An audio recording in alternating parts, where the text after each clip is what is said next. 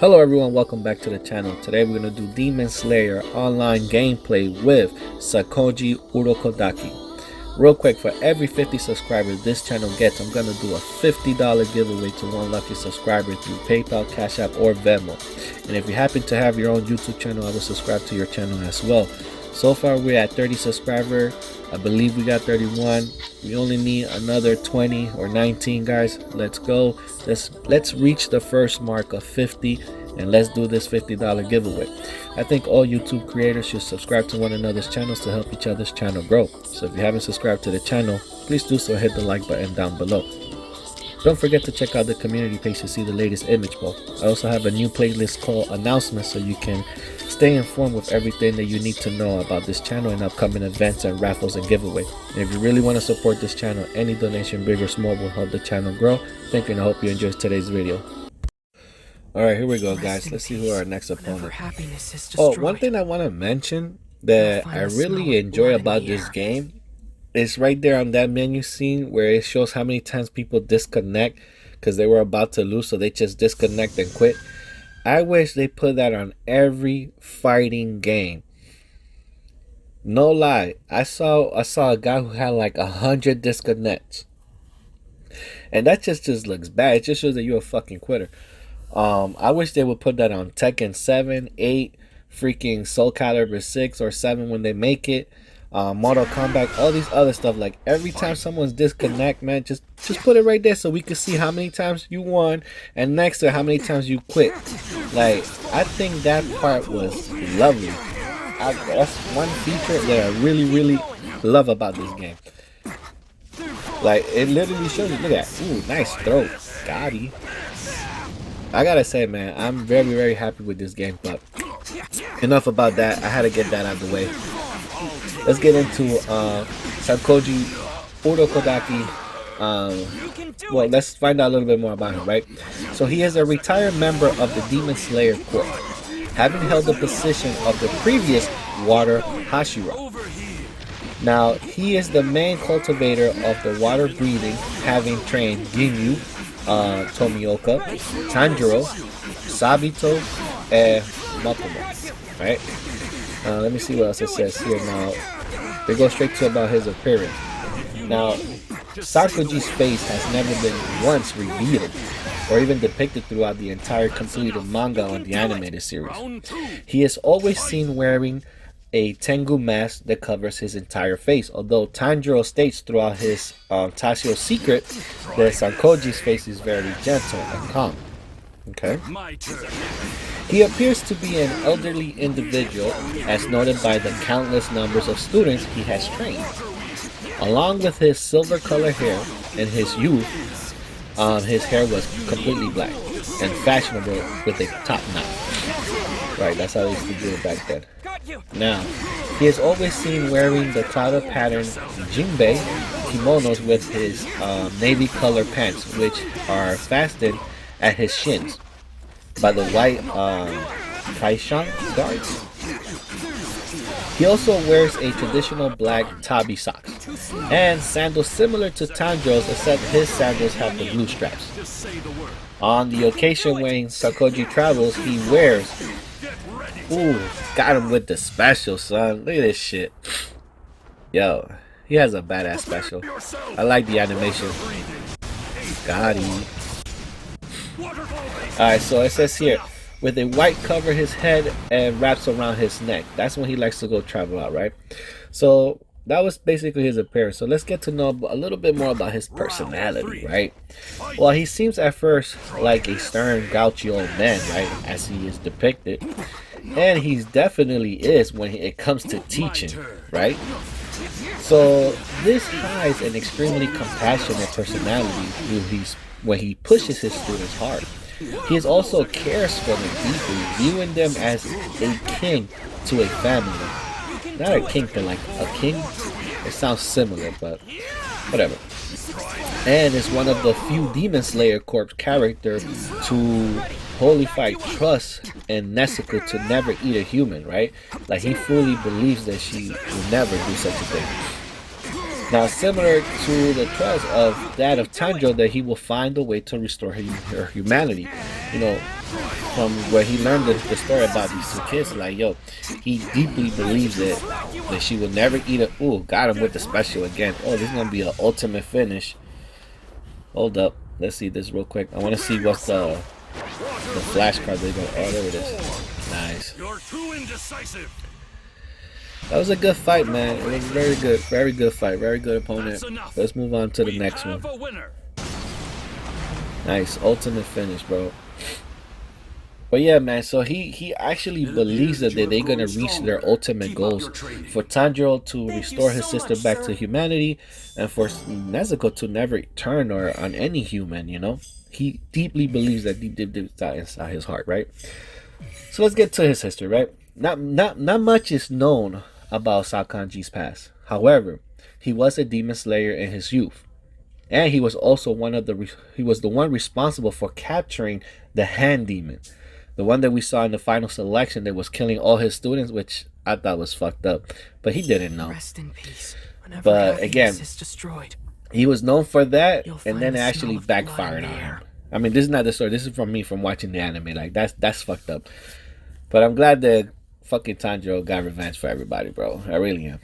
Now, he would then go to become the Water Hashira for an undisclosure period of time before returning to become one of the cultivators of the water breathing swordsman techniques.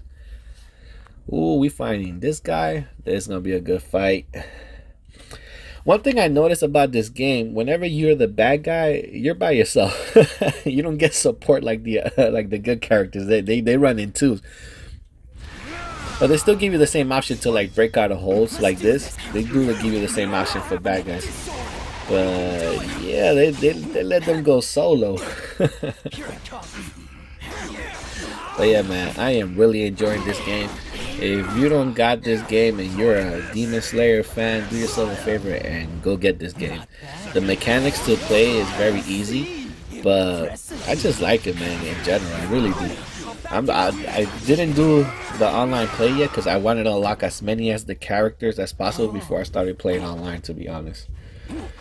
But let's go to some of the final. It says here final art selection. It says here files. Sakonji received a message from Ginyu. Now it says here, having received a letter from Ginyu Tomioka requesting that he trains Tanjiro, which also explains the boy and his sister's circumstances. Sakonji sets forth from his home to find the two. Upon finding them, he stops Tanjiro from attempting to kill the demon with his knife, stating that the boy will be unable to kill a creature with such a blunt weapon. And in his youth, he's questioned how to properly defeat the beast. The elder watches Tanjiro struggle to come up with a way to dispatch the creature, right? Because you know, Tanjiro ain't about killing. Like he ain't about that, especially not in the beginning. I mean, obviously he has changed now. He's more confident in himself, but in the beginning he's not all about that. So as he sees that Tanjiro is struggling to come up with a way to dispatch the creature, sniffing the youth, Sakonji determines that he is no good to be a demon slayer, as he still has the scent of kindness, even when confronted by the evil, vile demons. So that was his first impression of him, really, to be honest, when he bumped into them like that. Alright, so at this point in time, Sakonji slaps Tanjiro. Now, while Tanjiro is still struggling to kill this demon, Sakonji takes it upon himself to vary the victims of the creature. Afterward, kneeling by their graves with his hands together in prayer, he then introduces himself to the youth, asking if he is the one Ginyu spoke of in this letter. Getting an information to his inquiry, Sakonji goes on to ask the boy, well, what will you do if your sister ever decides to feast on a human? Slapping him when he hesitates to answer, he demonstrated the youth on his slowness to answer. He was stating that he lacks the determination and the stress. And he stresses that he must not allow his sister to ever harm another human under any circumstances. Getting an answer of conviction from Tanjiro, the elder agrees to test the boy to see if he is worthy of becoming a demon slayer. telling him to bring his sister and follow him. Sakonji and Tanjiro travel to Sakonji's home. Sakonji then swiftly makes for his home, with Tanjiro struggling to keep up with his pace. Arriving at their destination, the elder tells the exhausted youth that the test will begin right now, instructing him to hike up the mountain. He travels with the boy part way of the mountain, telling him that must make his way back to his home before dawn. That is the test. Make your way up the hill. Once they reach the top, now he has to get there before dawn, or he will fail the test. Now, he then vanishes into the heavy fog surrounding them. Later, having made his way back down the mountain, Sakonji drapes a blanket over Nezuko's before noticing a noise at his door. A heavily exhausted and injured Tanjiro opens the door, prompting that the elder to recognize his ability and thus his passing of the test. Now, what they don't say here is that Tanjiro, while making his way down the mountain, he was being tested with hella traps. This guy was like setting up a whole bunch of traps, and he was almost avoiding death, really, because any of those traps could have literally killed him. So my man did it, yo. He passed. So Sakonji trains Tanjiro. Sakonji explained to him his profession as a cultivator to Tanjiro, as well as how to join the Demon Slayer Corps, surviving the final selection to prepare him for his trial, and to see if he is worthy of even being able to participate in it. Sakonji begins to train Tanjiro in the ways of the sword. He explains the intricacies of the weapon and the force behind it, sparring with Tanjiro to improve his endurance, using only his bare hands alongside him to train him. He trains the boy in proper breathing techniques, right? Slapping his stomach when he fails to get it right. So, he scolds him a lot. Hold on. Let me see if I could get this guy with a special, man. This guy's not letting me breathe, bro. I'm gonna get him, though. I'm saving it. I gotta lure him in. There we go. Doosh. Got him.